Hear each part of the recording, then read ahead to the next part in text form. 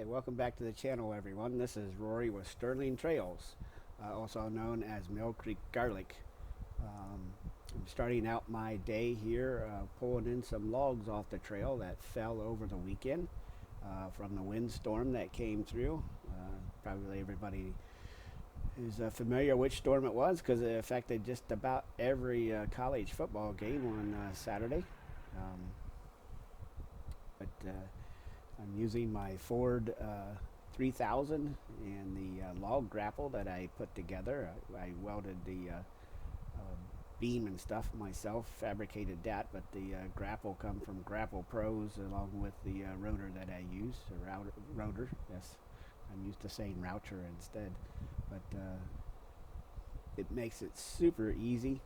You just pull down in front of your log that you need to pick up. You can spin it, the grapple with the rotor in any direction that the log may be laying.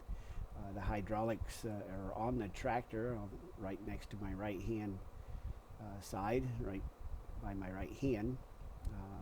I've got a hydraulic top link so I can lower the grapple down, use the rotor to turn the grapple in the direction I need, and then when I get back out to the field I just open the grapple and drop it in place.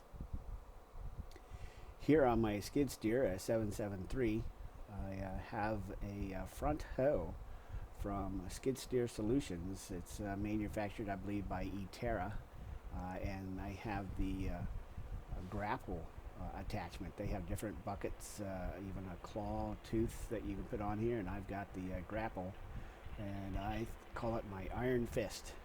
I use this thing for loading up my log cradle that I just pulled out further so that I can set some logs in it a little easier.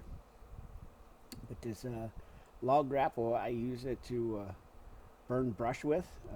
Makes it easier to consolidate the brush pile, and also tear out honeysuckle. As you can see, the honeysuckle is the only thing that still has leaves on it right now through my woods. And this iron fist just makes it so easy to grab fire poles and bring them over and set them in my log cradle. I like this log cradle for multiple reasons. I don't have to bend over to chainsaw my logs up.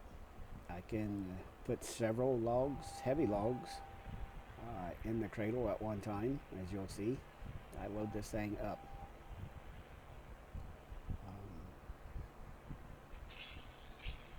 It's made out of 4x4s and some carriage bolts.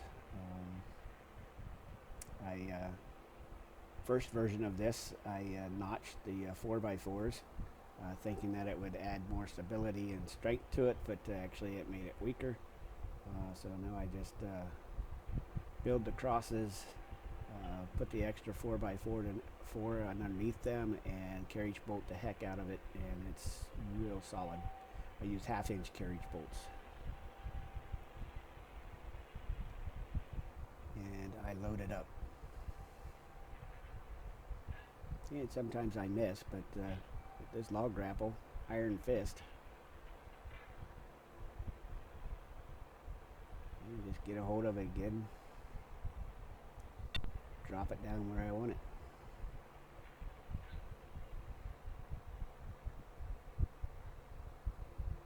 And I can come back through and mark off my 22 inches and cut them up into rounds.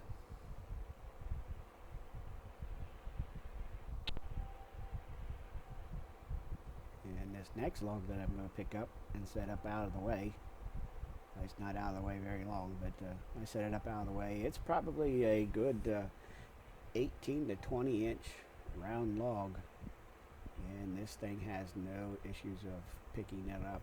The thumb on this is third party, and I welded it onto my front hoe myself. It's a stationary thumb, not hydraulic.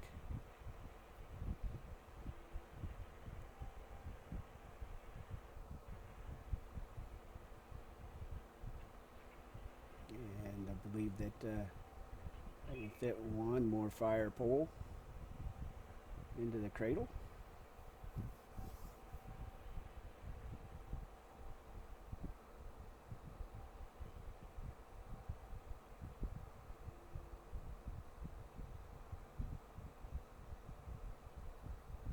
And I can set it just where I want to.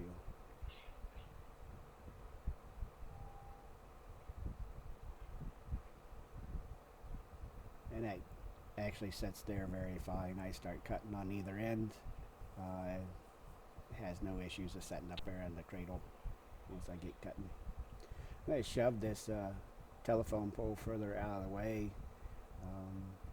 As you can see, I made me a log rack so that the logs I can pile up further towards the back. They can lean against these telephone poles that are in the ground 4 feet.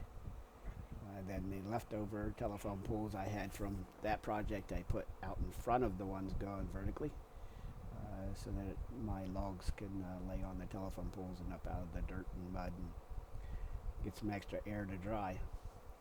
This is the same setup that I had a video of last week where 2 foxes were using it as a jungle gym.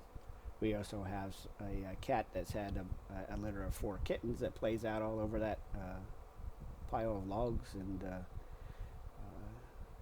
deer even come over and investigate it quite frequently. But here I got the log cradle all loaded up, and I'm going to fire up the chainsaw and make some rounds. And we'll fast forward this and put a little music to it, and I hope you guys enjoy.